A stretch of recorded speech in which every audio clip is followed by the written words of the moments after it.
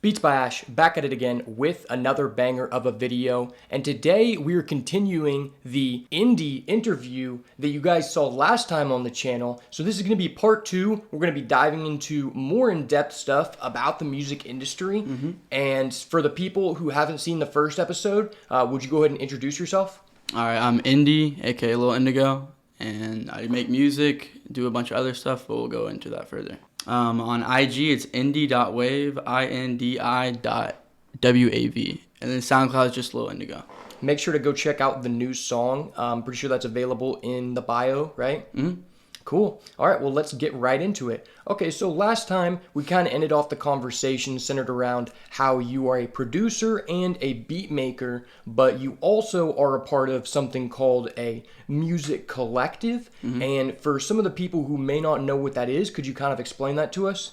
Okay, so like a collective in general is just a group of people that are working together, and I'm a part of a music collective called Entitled, and that's our whole brand. We have a bunch of stuff through that, but so yeah, we have an artist and a bunch of other people, and we all work together basically to build this brand / business. Would you kind of go over what the roles that each of the team members that you're a part of kind of do, like in the group or a collective, as you said? Okay, we have producers, artists, editors, videographers, clothing designers, and that's about it. Awesome. And I know you are mainly a producer / beat maker, but don't you fill a couple other roles? So I'm like the main guy for the clothing designs, and I'm just basically in charge of the clothing, and then I'm also a producer. Awesome. So I know that you also are on a couple songs. So would you consider yourself also like an artist?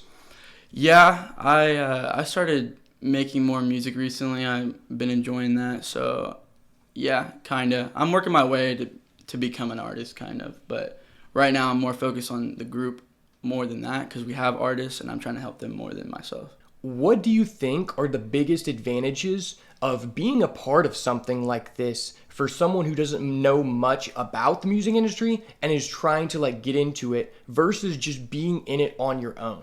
Okay, so I mean, being a part of a collective is super beneficial because you have people that can fill the roles that you slack in or you aren't educated on.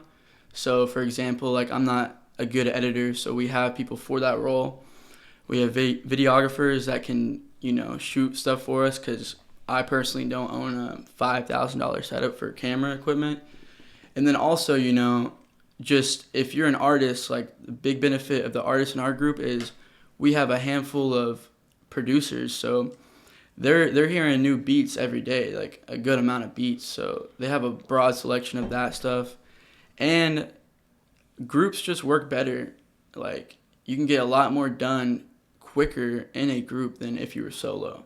For sure. And I feel like for some people who aren't as well versed in the music industry, you can kind of consider this almost like a network in a way, right? Like For if sure. you were in any kind of other job, let's say you're into marketing, then you have like a network of people that you want to work with to push out certain content or whatever, right? Yeah. So like a crazy thing is like, people will recognize our collective Untitled and they may not even recognize me or even have heard of me. So like that's another big advantage is people might know your group more than they even know that you're in it. So like that's an interesting thing to think about. For sure. And music in a way is ultimately a service-based industry, right? Yeah, I would agree with that. Because like music is kind of a service on its own. It's not like you're providing a tangible product unless you're going into like actual like merchandise, and we'll get into that a little bit later. But my point is when you're providing like a service and you're a part of like a bigger group, I know you're talking about how the brand can get more eyes on you. I know that like in music, getting as much attention as possible is very important for your overall growth, right? Correct. So in a lot of ways, it's almost like it's giving you a boost. If I was just a person on my own, I'm just kind of inferring because obviously I don't do this, but I feel like it would be more difficult for me to grow at as a fast rate as you guys are growing together because you're getting attention in multiple ways, right? Correct, yeah. Like I said, like being in a group, there's so many different aspects of, there might be like this crowd that are really into videography and they're seeing our videographer stuff. And then there might be like editors out there that are seeing our videos and the way that they're edited. There's other artists out there that like the music that our artists are doing. And then there's producers that are liking the beats that we're making as well. So there's just so many lanes where they're hearing about us and maybe the way that, you know, like the people that they want to see, what they like. And then they're going to eventually see more and more of the group and see what we actually do all together. That's also extremely beneficial because everyone has their own social media, right? Mm-hmm. I feel like there are certain advantages in of its own of being a part of a group where one guy, he may be, you know, really big on a certain platform, and then you have another group member who does well on a different platform. Like obviously, like not everyone's posting on SoundCloud, not every person in the group is posting on YouTube or Instagram, or if they are, some people have more followers and more of a fan base in one area. And I think that's just a really big advantage of being a part of a collective. Yeah, for sure. Because, I mean, think about if someone isn't really a big person on social media, but we have an artist that's has a big like cult fan base locally or even on like Instagram, SoundCloud, whatever. And then that person is sharing stuff that this guy that's not interested in social media like that, sharing his stuff that he's worked on. So now he's getting recognition from someone in our group. It's just good to bounce off each other, and like the fans eventually become fans of everyone in the group. For sure. And I feel like when you're a content creator in general, anytime you're creating something, it is always super beneficial to collab with people. And I feel like when you're in a group, that's a lot easier to do, where as someone like me, I need to go find other people to make videos with, and I don't naturally like already know a bunch of people who are in this one area because, you know, people like to see variety. So it's like you do one song on your own and then you do a song with this other person, and then it just opens these people's eyes to like the variety of work that you're capable of, right? Yeah, for sure. I highly recommend that if you're an artist or whatever you do locally, if there's someone that does the same thing as you, even if they're not bigger than you, like, you know, you're not going to lose anything by collaborating with them. Like, they might you might get 4 fans from them, or you might get more eyes from that person that you collab with. So I don't see why you wouldn't collab with people. And, you know, depending on how big you are, you might charge them. Maybe you do it for free, you know, something like that. But for sure, yeah, collaborating is very, very important. Yeah, because like for me, I've done a lot of collabs with people like who may have less followers. For me, the way I kind of judge it is like, if I like this person, if they're giving off like good energy and like they have a similar vision, I want to help out people that are actually like gonna do something with it, right? So you don't always have to be focused on gaining fans from this person, but sometimes you can just open yourself to like a new area that you didn't know you were capable of by doing this collaboration with this person, because you can also learn from them, right? Yeah. And so like even if you don't gain anything like residually like followers or anything, you can at least learn something from everyone, because I know we're talking about how different people in the group have different advantages. I'm sure you've learned a lot of things from other people that you didn't know before, right? Oh yeah, for sure. I've learned so much from basically everyone in the group. Like, I've learned about editing, I've learned about videography, I've learned everything that someone's a part of our group doing. You know, I'm interested to see like their process and stuff like that, and I might help them, you know? Yeah, and almost today it feels like the consumers, they want you to be well versed in all of those areas. Like they want you to be posting music videos. They want you to be posting songs. They want to see you like coming out with merch drops, right? And when you're not proficient in one of those areas, I feel like it just gives you such an advantage over someone who's trying to succeed in the same industry as you and doesn't have that network. Yeah, because if you're solo and you want to do everything by yourself, you really can't put 100% into anything, because you're having to put 50 here, 25 here, 25 there, you know what I'm saying? So having someone that's their main role is videos, I guess you could say, because you talked about music videos, then I can just talk to them, have them plan it out. Obviously, I put in my input, but I'm not having to put so much time and energy into planning all of that, or even shooting and editing it, because they will help me do it. For sure. So like, that's a big benefit for sure. Yeah. Have you ever gained any like connections through the people that are in the collective? Because I feel like that is a really big thing too. Like someone who is a producer might connect you with another guy that you end up working with because of them, but you would have never met them without having that person in your circle, because the other guy is more willing to trust you because he knows that you're good friends with this other person he already trusts.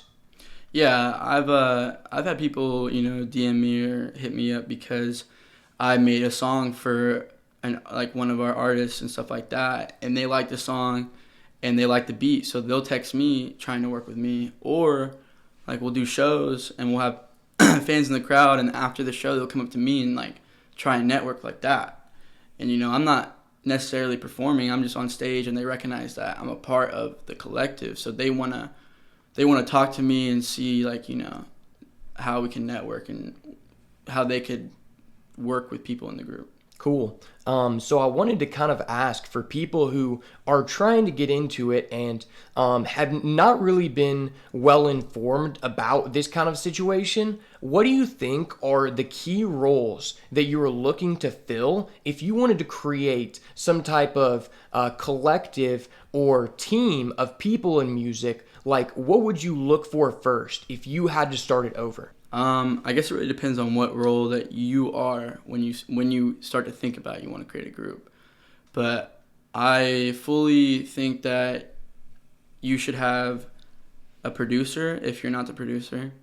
You need artists if you're not the artist. And then also you need to be looking at, people need videos nowadays. Like, you might drop a song that gets good plays, but if you're dropping a video, you're just getting so much more engagement.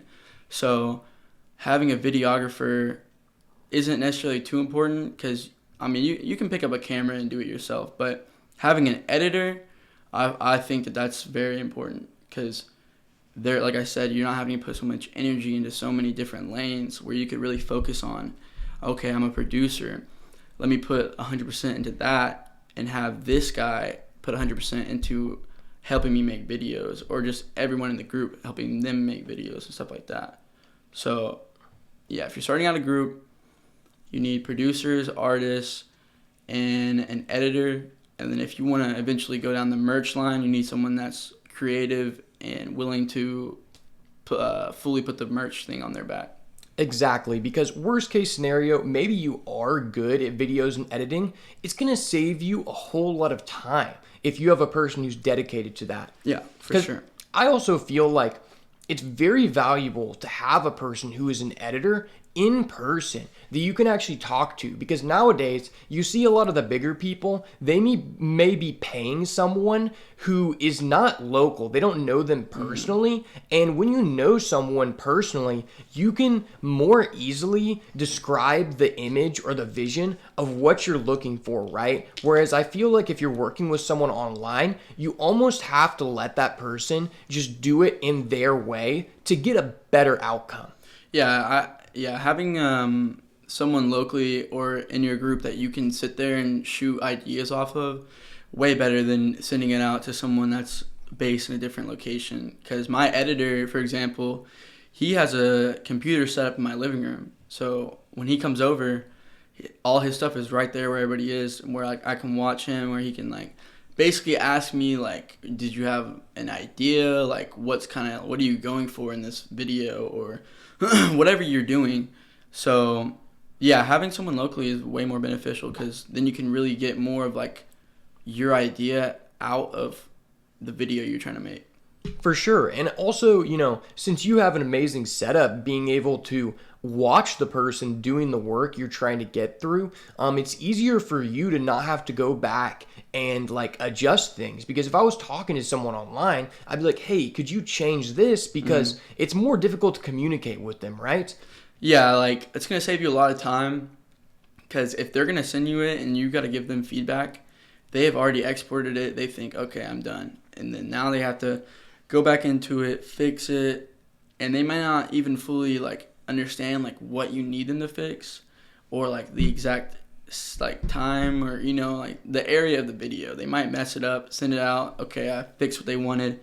Oh, actually, I meant, could you do this? And now they have to do it again. So it's just like, that's just saving so much time if they're right there in front of me before they even export it. The final export, I can be like, hey, actually, I don't really like that part, or can you do this effect again over here, like stuff like that. Yeah, it saves a lot of time.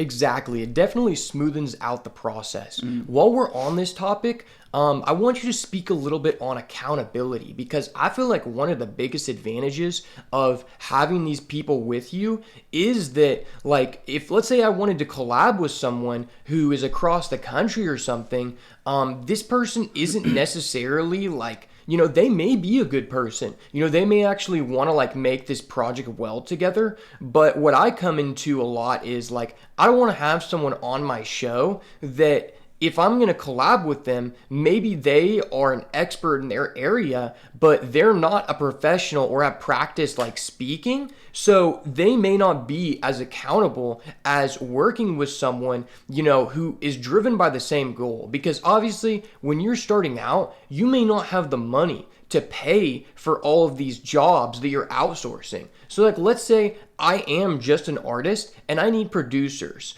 and I need an editor and all this stuff. Well, now I have to start with like kind of just a higher like amount of cash to make this dream become more of like a profession. Whereas in this situation, everybody is working together for the same goal. And that's a very big advantage because, since we're trying to grow together, you may not expect like me to pay you a bunch of money up front. And I know that you are actually going to be accountable for this because this is reliant on your success too. Me working with the guy over the internet or collabing with the person, across the country, their profession is not reliant on their performance for this job, right?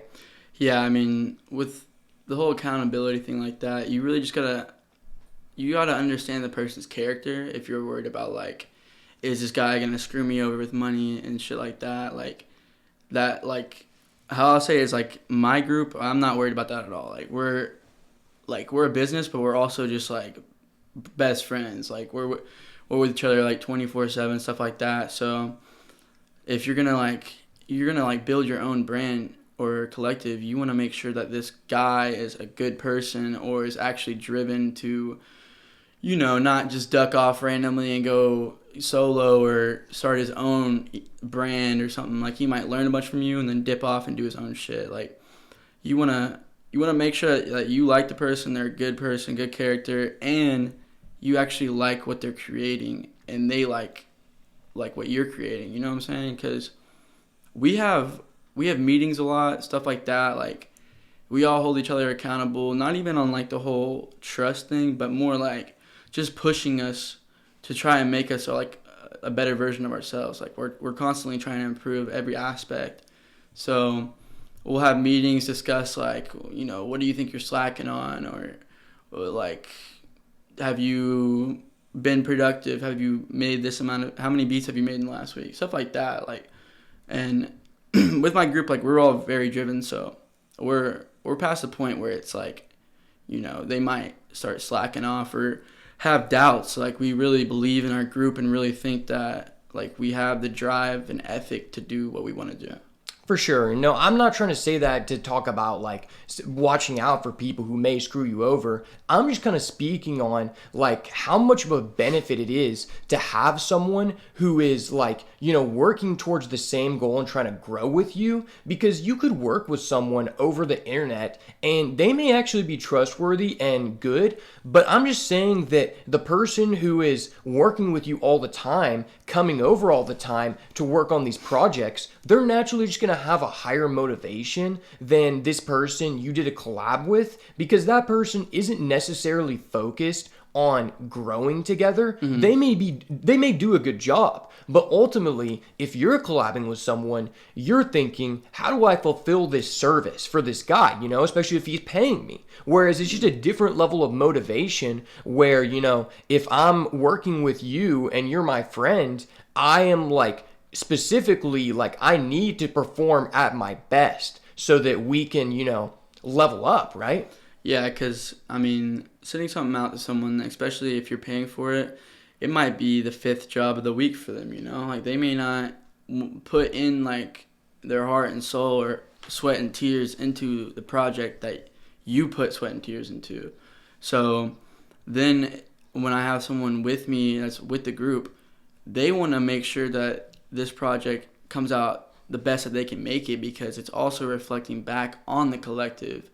Because, you know, we might get new engagement, and if they see like a poorly done thing or just very basic project, then they're just going to think, you know, like they're not serious or they're not the best around, stuff like that. So again, yeah, like, you know, paying for someone or collaborating with someone that's out there, not locally or a part of your collective, they might just look at it as another job, or they might just do the bare minimum and say, all right, I finished. Exactly. You know, I'm basically just kind of getting at that anytime someone is working a part of a team instead of like working to outsource a job, it's definitely what we can say more of a priority to them. You know, like you were saying, it might be someone's fifth job of the week. It doesn't mean they're going to do bad, but we know what we're getting with the person on the team because I already trust this guy. And so you don't have to put much thought into it. You're like, okay, just come over. You're on the project. Whereas if I'm working with this guy online, I'm like, okay, do I want this person on there? You know, because you don't really know them yet, you know, and that's just something very important to look out for when you're first starting out. So now I kind of wanted to lead into talking about what are some of the best ways that you can utilize the resources as a group that everyone possesses. That could be manpower, you know, that could be sweat equity, or just actual physical possessions. What kind of opportunities does being a part of a group present that are not available to someone who's on their own? I mean, a good example is not all of our artists have their own studio setup. So they might come to my house to record, like, so that's already a big benefit right there. Because, you know, we have great artists and they can't just wake up and initially just turn on their computer, have a mic, and everything set up right there. So that's a huge benefit of they get to create off other people's equipment because we want them to, you know.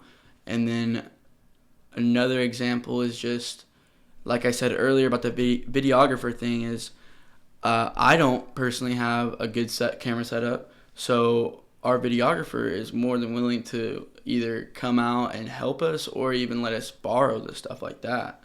So basically the main like benefit is you're not having to initially put down so much money for all of these different aspects of like what you're trying to do, because again, you don't want to just put like a little bit of work into all these areas, because then you can't fully push the area that you're trying to benefit in. Exactly. You know, it almost seems required nowadays to be successful in anything, to be leveraging, you know, the resources that other people around you have in order to be successful, you know, no matter what you're doing. And I kind of wanted to speak on the way you have your setup. And I feel like because you have all this stuff set up at your house, a lot of people starting out, not even just in music, it could be with any type of business that everybody's working together. Not everybody's going to have space in their house to have all this stuff set up. And I can't speak on enough how impactful that is to me as a person who I'm moving my equipment around to different job sites and stuff. Like, it's just such a benefit to have all of that stuff set up in one place and not have to move it. It's going to save you so much time. You know, you don't have to adjust your setup. You know, maybe you go take the equipment over to a different person's house and now you need to adjust, like, you know, the gain, different, like, you know, settings on all of your equipment and like the room, you know, like, because you have an area in your house where you have all of the walls set up to where it's optimal for recording. And I feel like I can't say enough how important that is for music to just have that already allocated, because you don't need to move around stuff. Oh yeah, fully agree on that. So as a group, knowing that you have all those resources, are there any ways that you guys can make money together, or you guys have, like, you know, set yourself up, like any type of job? It doesn't even have to be paying, but any type of like big project that only became possible because of this group. Yeah, like performing at shows, like, because we have like, you know, kind of a main artist, I would say, who's getting like the most recognition in the group, and he's getting offered for these shows. And initially, you know, we do them for free, but now he's at the point where he's getting paid for every show because he's bringing such a big crowd and energy in his performance that now these other artists or even like managers are wanting him to come because he's bringing people out and they want their artists to be seen by his fans, you know? Yeah. Stuff like that. And then also merch. Like, merch is a big thing that makes the group money because, you know, people like what we're doing and they want to support and they want to wear the clothing to show, like, yeah, I fuck with this group. I like them. Stuff like that. For sure, you know, and we talked a lot about how, like, you've got a lot of different connections that weren't available unless you were a part of this group.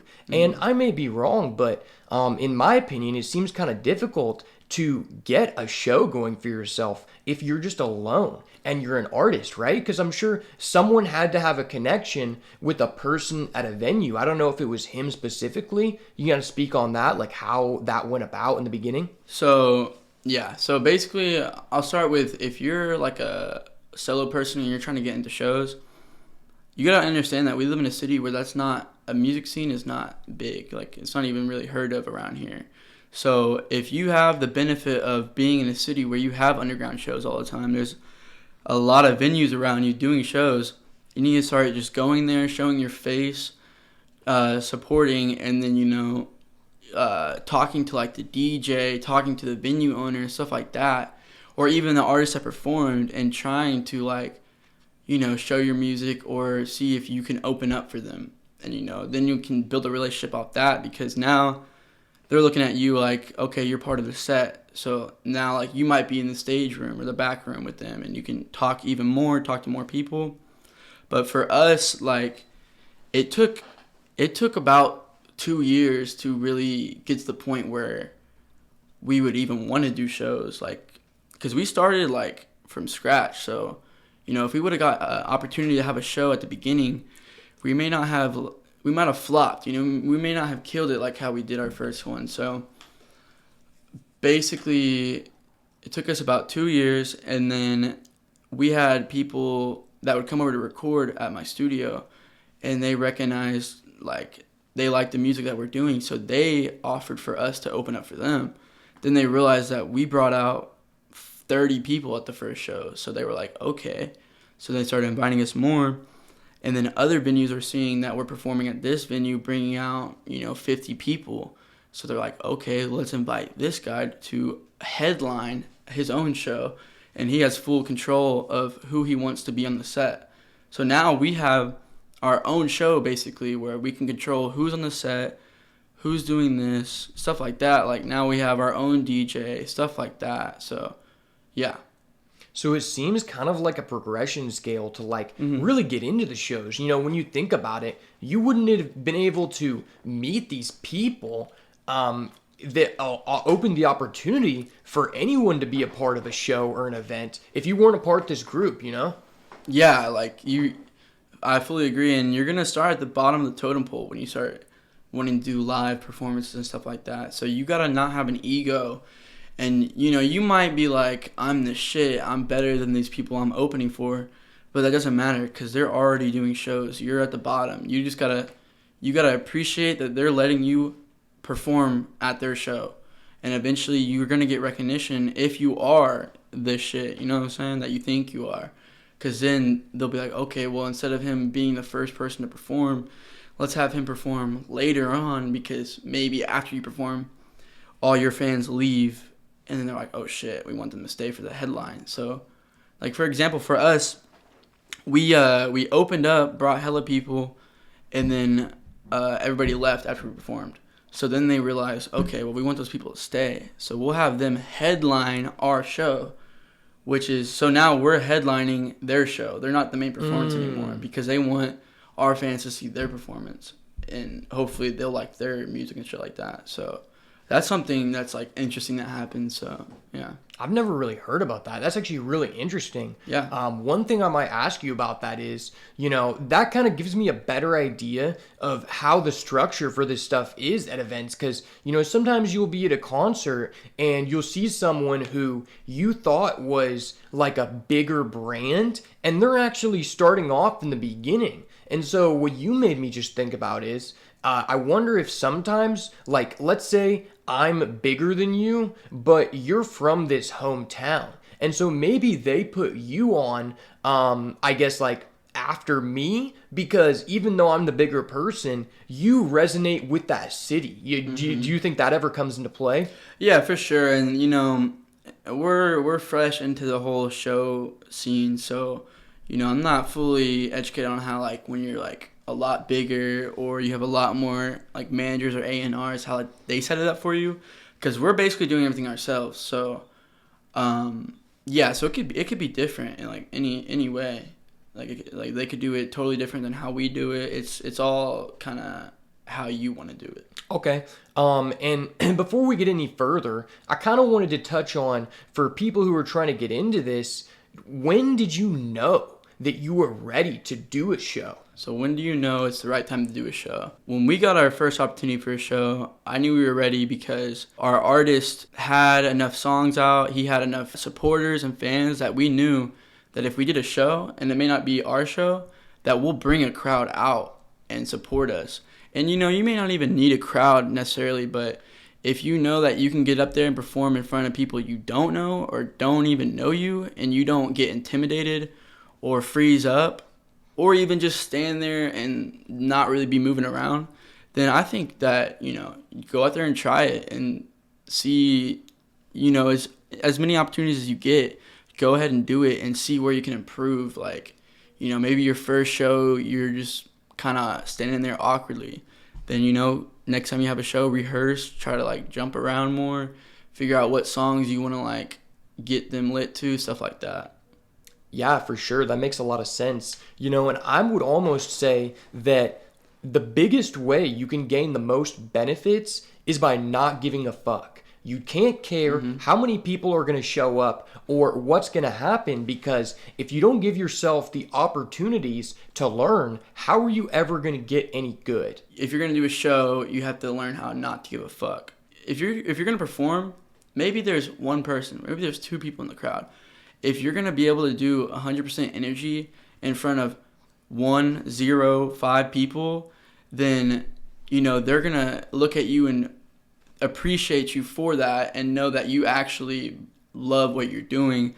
Because if you're doing 100% energy for 2 people, then you're going to do 100% for 100 people, 200 people, stuff like that. Yeah, for sure. And also, I feel like it's almost even more beneficial if you don't have that many people in the group to gain the benefits from like going for a live show in the beginning, because that's how you can meet people. Let's think about, the newest show that you have going on with your friend Keyshawn, and there's like 4 other people who are on the poster. Number one, if he didn't have the people like you and the other members in the collective, well, then that might open him an opportunity to work with those people because they actually physically saw what he's trying to do. So while it does seem very difficult to get into that position on your own, if you are given an opportunity like that, I think you really need to take the most advantage of it as possible, more so than some people who already have an established group, because you're just opening yourself to, more networking opportunities. And your problem is you don't have the people in that network, right? Yeah, and if you're going to do a show and you're on the set list or on the set with a bunch of different artists, that's already giving you an advantage over the people that's going to DM them that they've never heard of or seen. So if they see you opening, or even, you're above their set or below them, it's already giving you a better chance to network with them than a random dude that's going to DM them. Because you're going to be, either backstage with them or after, or even sound check, you're going to be with them. And that's a great opportunity to start networking with them, because that means they're probably a local, and I'm guessing if you're doing the show, you're local as well. And that's going to collaborate 2 fan bases together, which is always going to be beneficial. For sure. Like, it's almost like a collab without being a collab, Let's talk about, there's a lot of social proof in that. Like, no one can deny that if you're on the set list for Chief Keef, you don't even have to talk to him or, work with him. That's just clout because you were on the same poster as Chief Keef, and people are going to notice that. They're going to be like, damn, this guy, like, if he is associated in the same show as this other guy I like, I'm going to give him a try, right? Yeah, exactly. Like you might get, there might be people that now no longer doubt you and take you more serious because of stuff like that. And, or might open opportunities where if you're DMing someone trying to collab and they go to your profile and see the poster for the show, oh, this guy worked with blah, blah, blah, or this guy performed with so-and-so, that's going to make them look at you like you're established and take you serious. For sure, and we're talking about how important it is to have all these aspects, to have the videographer, to have the music videos, to have the social media posts, all those different key roles. And this is a big opportunity for you to get a different kind of content. Because, we're talking about how there's no real opportunities to record in a professional studio, at least in the genre that you're in, within like a reasonable distance to us, right? Mm-hmm. And so if you go to the show, even if it doesn't turn out like you don't get 1,000 people, well, if someone's recording that, then you've just got a bunch of content that you can post on your Instagram, your YouTube. You can use that for edits, for shorts, Think about all the benefits. And that's why I say you have to do the most you can with what you have, because those opportunities are what's going to push you to the next level, Someone may not want to collaborate with you because they don't see that you've gotten a lot of work done. And then now you have this footage that this guy saw, and you don't even have to have the crowd in it. He just sees that you have the kind of energy that he's looking to work with. And then that just puts you, over the random guy who contacted him and has no body of work. It's almost like a portfolio, right? Yeah. So, for example, we're trying to now branch off to other cities that aren't too far, a couple hours away, to start doing shows because they have more of a music scene or underground music scene around there. Because like I said earlier, where we live, there's not, like, no one around here is really interested in an underground music scene, Like, they may not take us serious, but, we drive 4 hours to the city, and those people are, like, diehard underground fans, and they're going to appreciate us more than the people around here. And to even get that opportunity, we're doing shows here now and getting footage and stuff like that. And, I might hit up this manager or the venue owner and show him that stuff, and he sees that we're putting in energy or that we have fire music, and that's going to create an opportunity for us. Stuff like that. Yeah. I don't know are you familiar with the 10,000 hour rule? Yeah.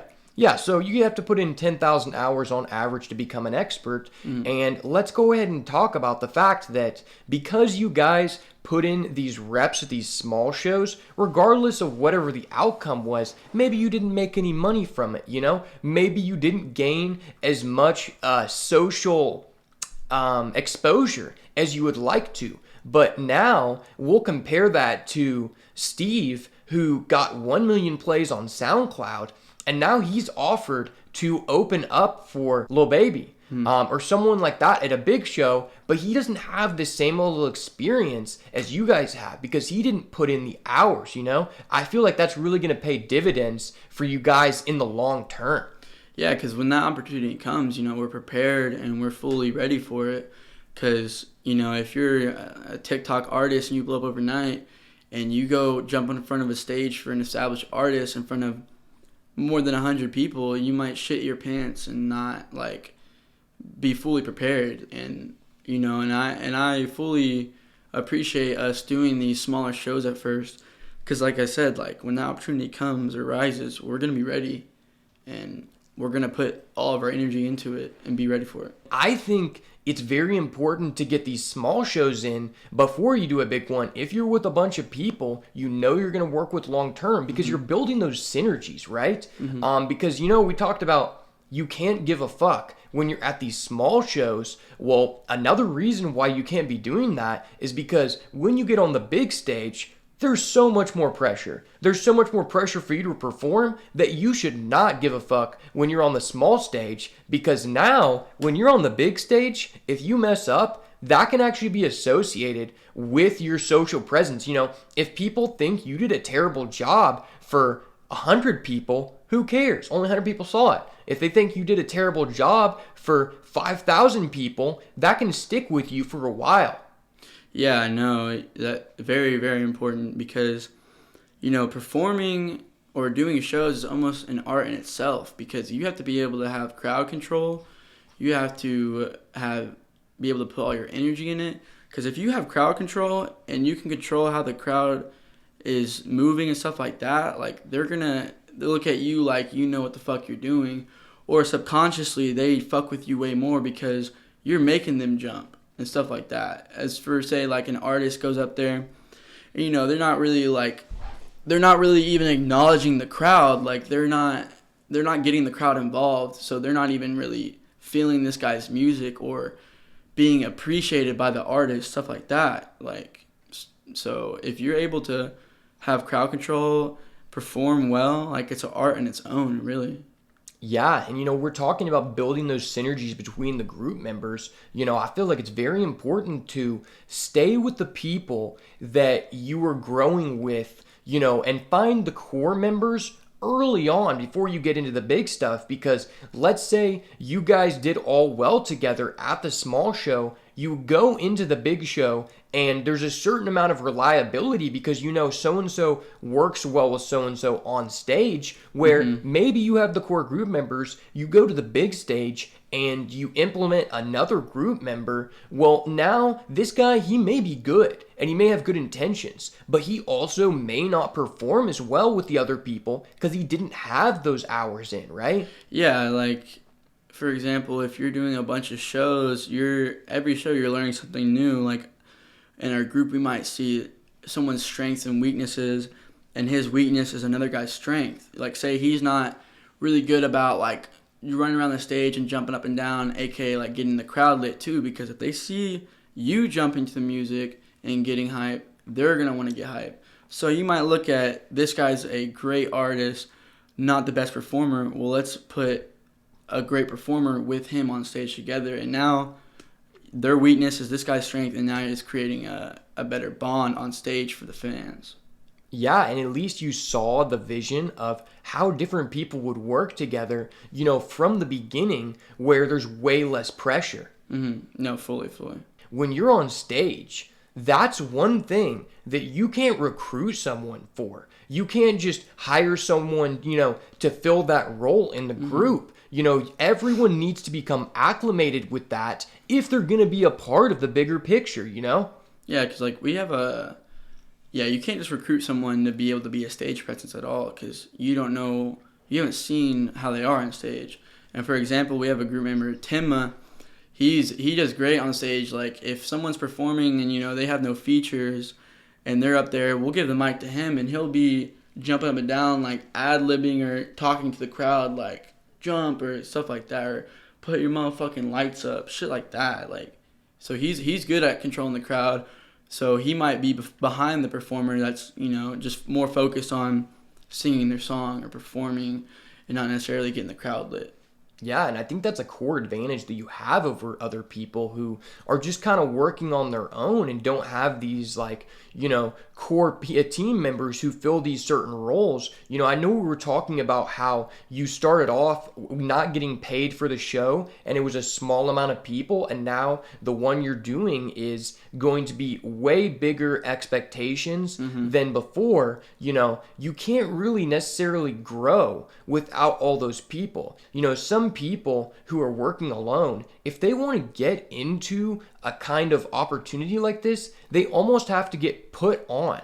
But because you guys have a videographer, a producer, an artist, all the different roles, you guys could technically hold a show on your own. There doesn't even have to be other people on the poster performing. And that's one big advantage that I feel like a lot of people never talk about. Yeah, no, we our next show is gonna be the biggest one we've had so far, and it's it's really just our show. Like we controlled who was on the set list, and it's our collective plus people that we enjoy making music with that we want to give the opportunity for them to perform and gain, benefits from this. And we had a couple months ago, we had like a newer member join. It was more than a couple months ago, like 6-7 months ago, but we had a newer member join, Candy Manson, and he had a big fan base, and he joined us, and he was giving us opportunities to perform as well with him. And he had fans that are now looking at us as a group, and now those people are some of our biggest diehard fans.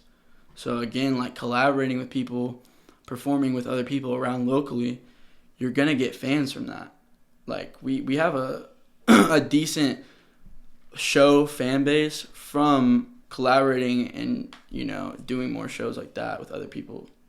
And imagine if you didn't have people like him a part of the collective, if you were just wanting to do the show with you and Key, well then you would have to go out of your way, most likely if you wanted to be successful, to find other people that, let's say you've never worked with them before, and I think that's a big decision to make, to say, I want this person to be on the show to fill this gap, right? Because you don't want it to just end, in 30 minutes. And obviously, you'd like to have someone come on early to hype up the crowd, fill certain aspects of it. You already have that trust established, right? Yeah.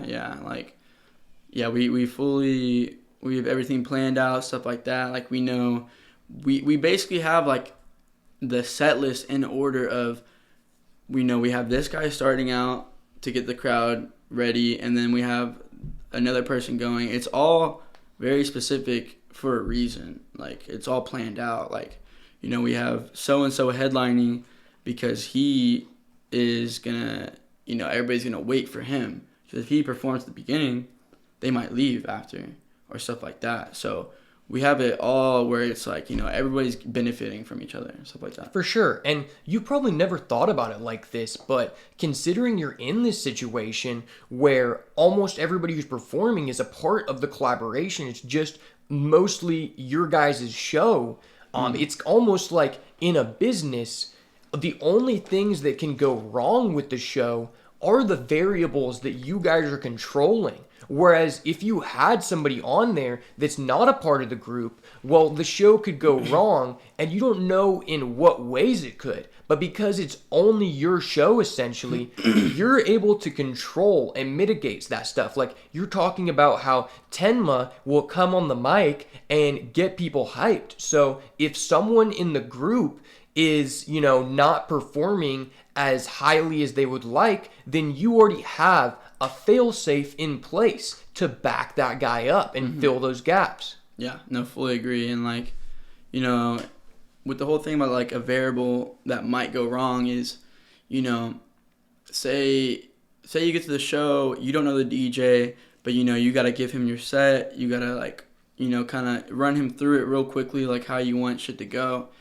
But he may not understand or take you serious and just kind of wing it.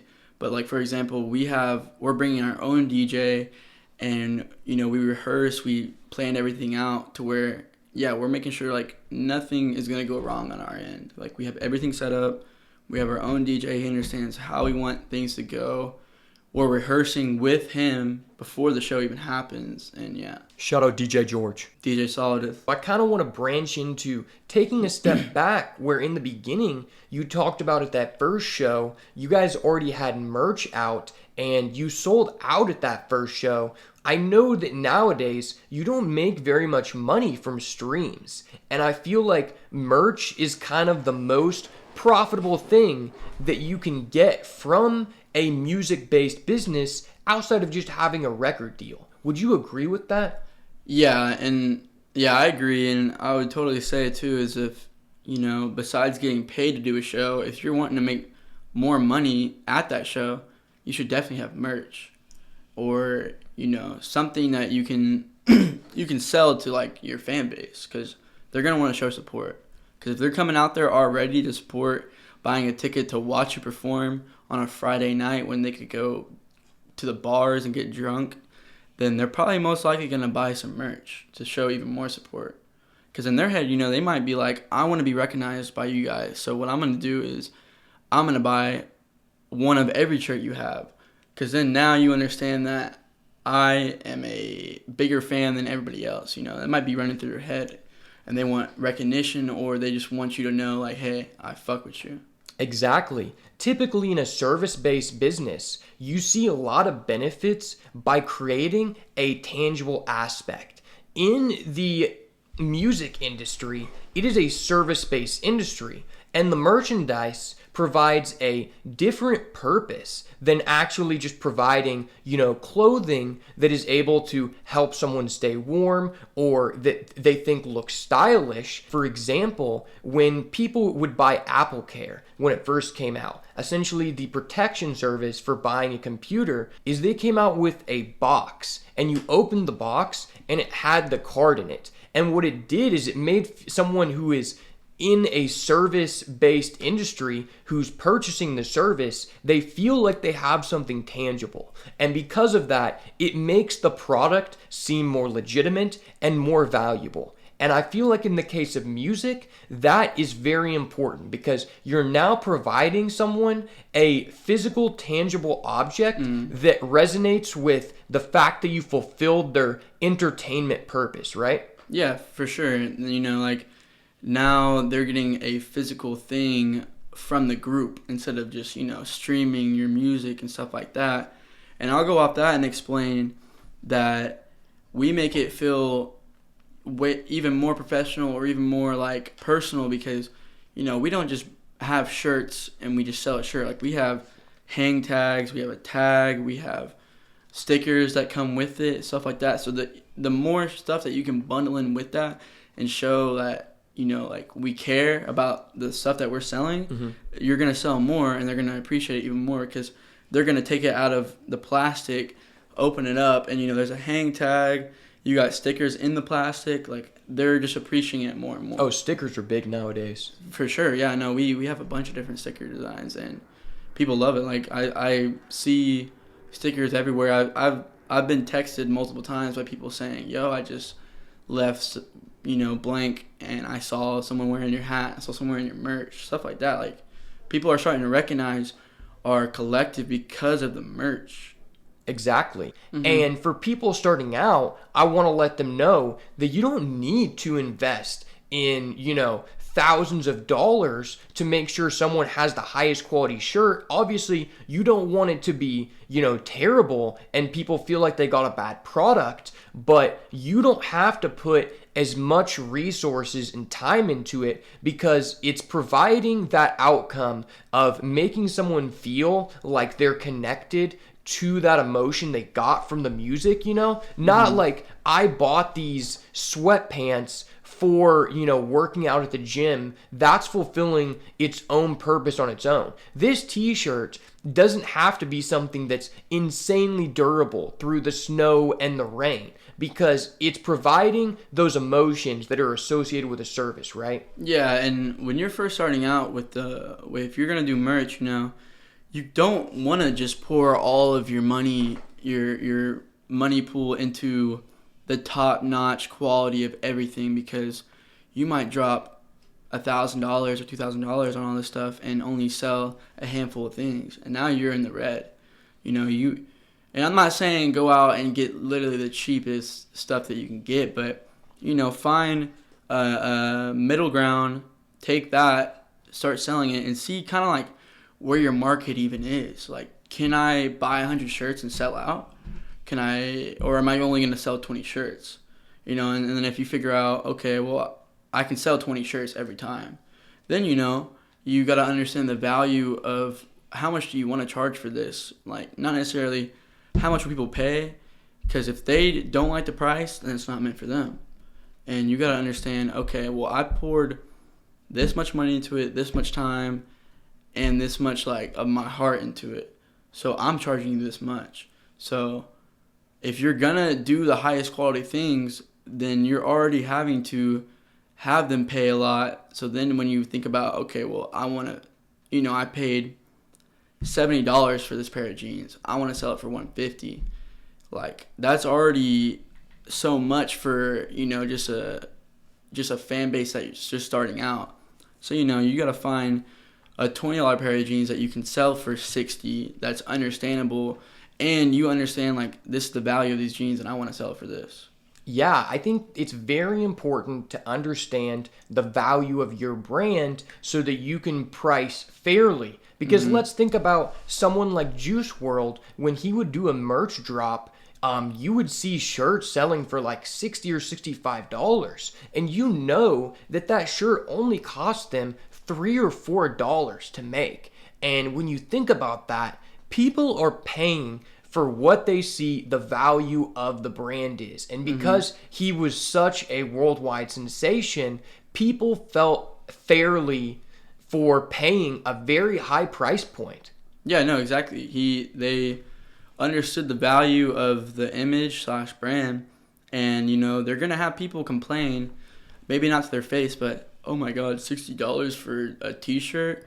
What does it matter? Because that person that's complaining, okay, don't buy it. We'll have these other people that understand why we're selling it for that much and how much value it is, and they'll buy it.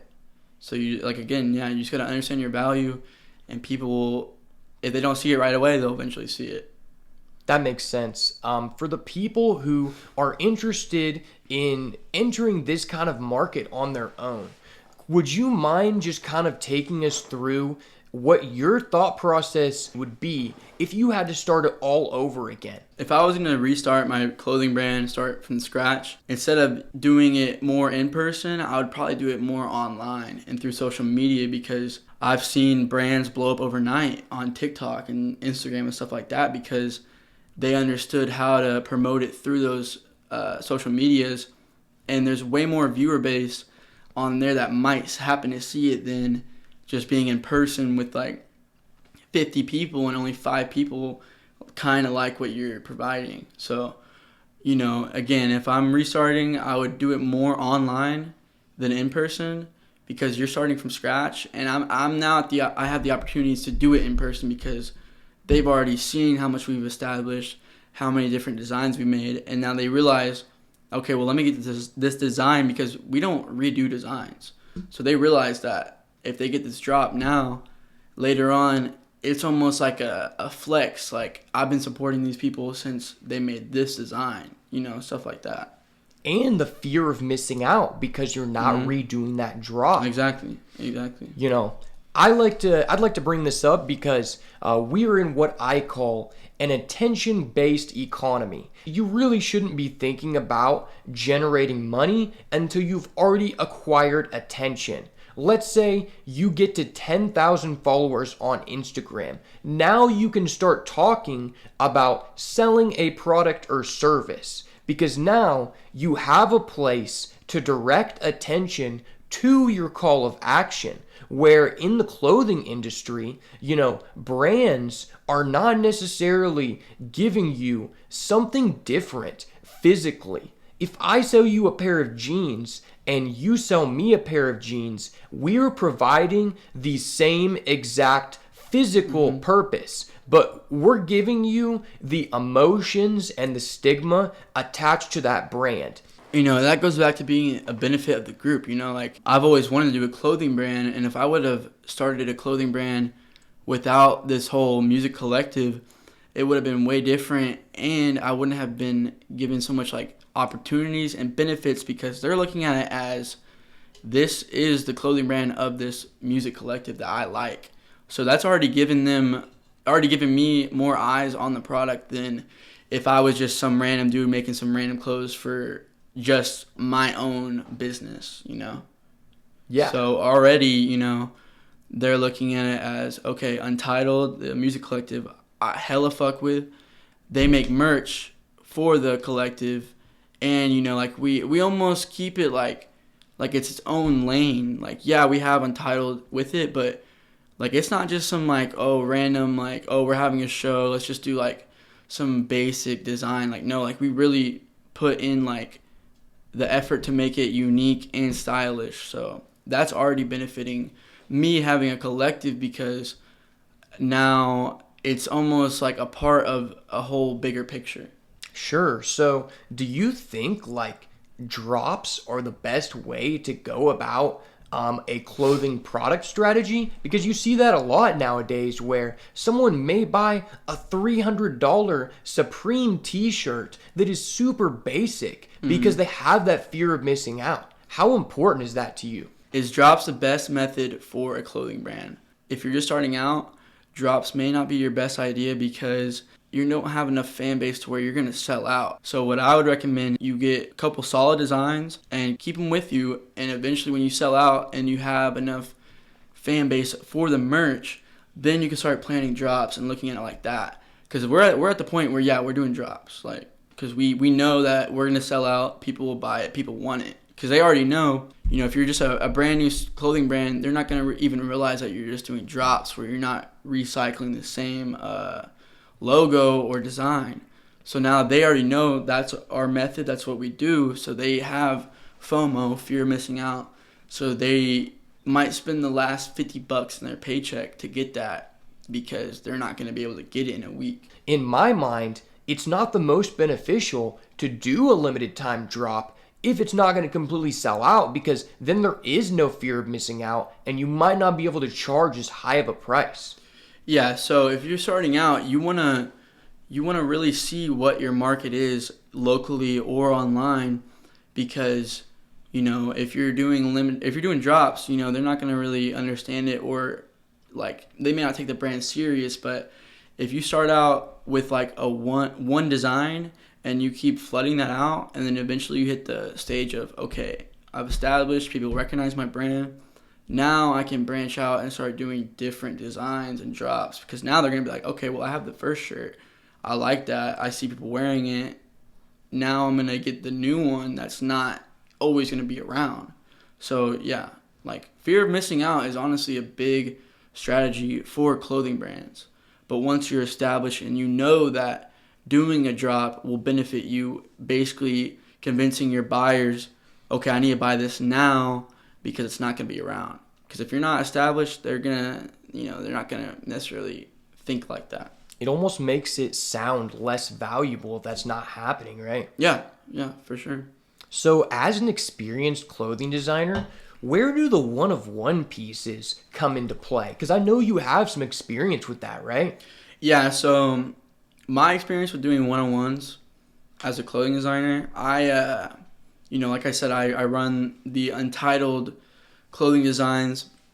So what I started doing for one-on-ones was I kind of branched off, and I didn't make it an Untitled one-on-one. It was kind of like my own designs, just to kind of like test the pools of different markets and stuff like that.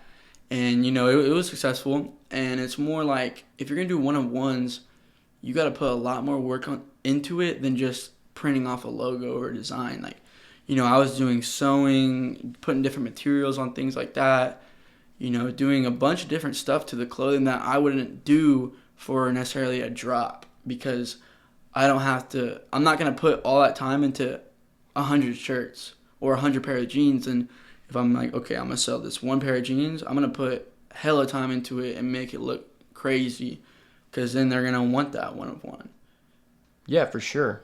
And I don't know if you have any experience with this yet, but I was just wondering if you ever offered commissions to people, if anyone requests anything, or if you think that comes into play at all.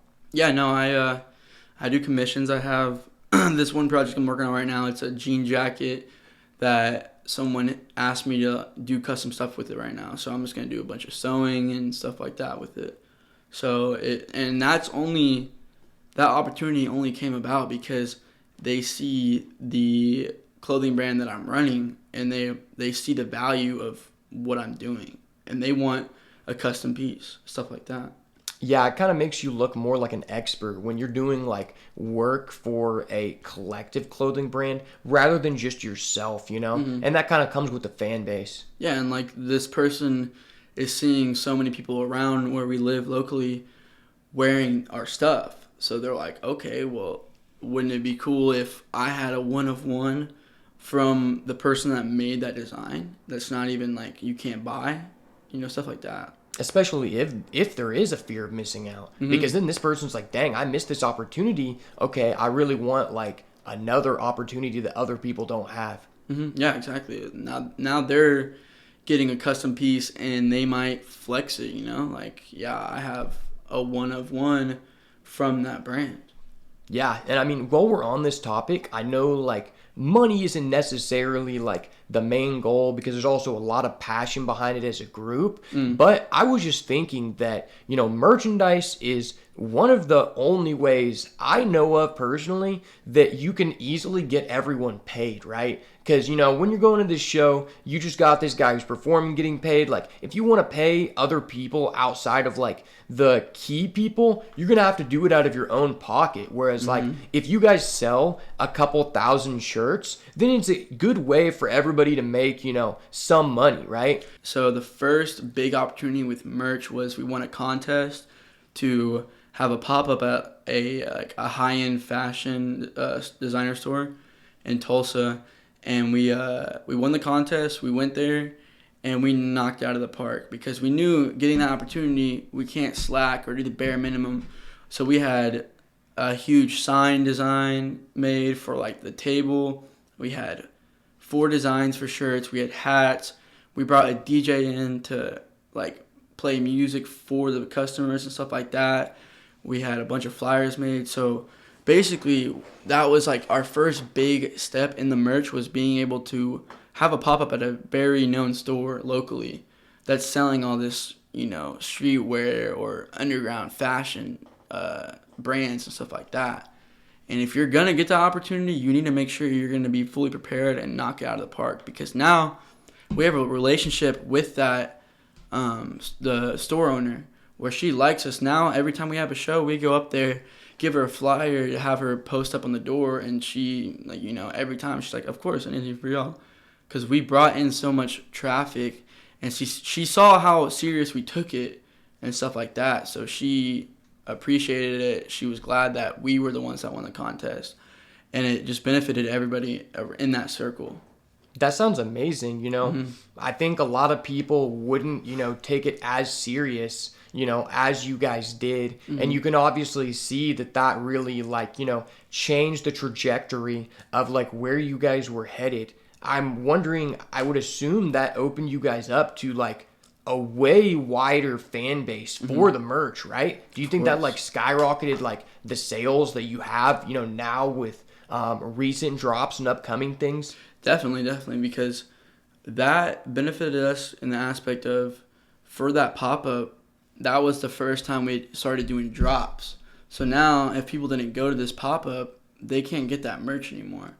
And the store is also promoting the drop. So we're having people that are fans of the store or like the owner come to our pop-up and buy our merch. And they understand, like, we're there. We have most of our members there, if not all, and they're being able to talk to us and understand who we are and what we do. And that's why I gave that example, because that was our big first step and opportunity for the merch. That's honestly crazy, because I know you were talking about how you would start off online if you had to start it over from the beginning.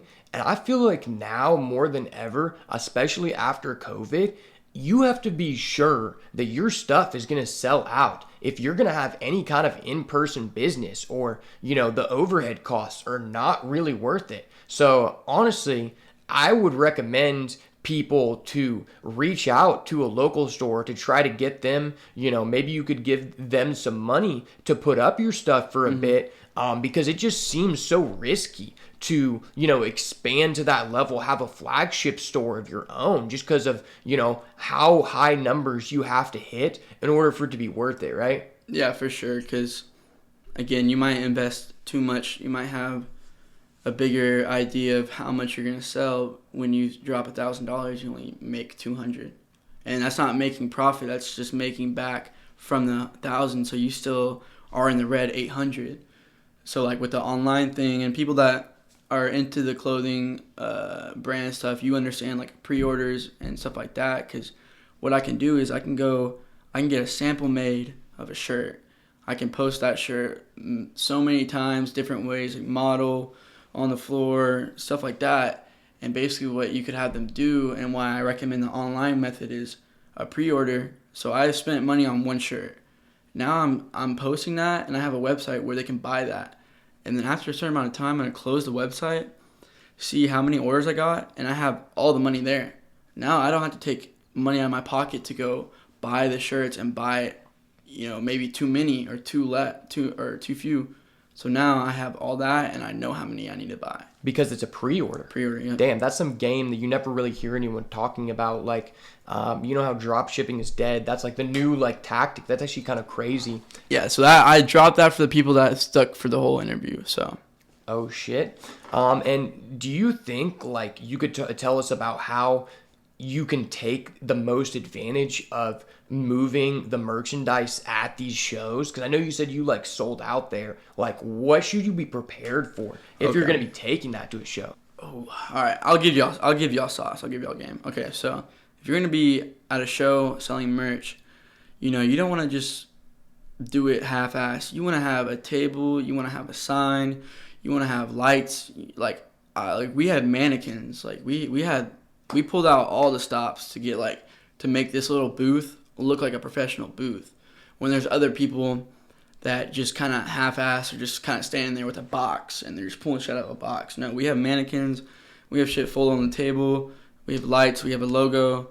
We have stickers. You want to make it to where if someone's walking into that show and they look over and see your booth, they want to be like, yo, what the hell is that? Like, let me go check this. Let me talk to these people instead of, oh, it's just a dude with a cardboard box selling T-shirts, You're not just selling a product. You're selling an experience, right, with that method? Mm-hmm. Exactly. For sure. So that's about pretty much everything I have to ask for this episode. Would you like to go ahead and shout out anything for the collective, for the upcoming shows, anything we need to be on the lookout? I'll keep it simple. If you guys want to, be updated on anything that we're working on or stuff like that, we have an Instagram for the collective. It is unt.collective. So if you go in there on Instagram, you'll see everything we're up to. If you want to find me on Instagram at Beatsbyash Official, I post some awesome reels on there. We're going to get a lot of clips from this one, and we're going to continue bringing on the sauce. So if you got this far, thank you so much for watching. And as always, if it's not the goo, it's got to go.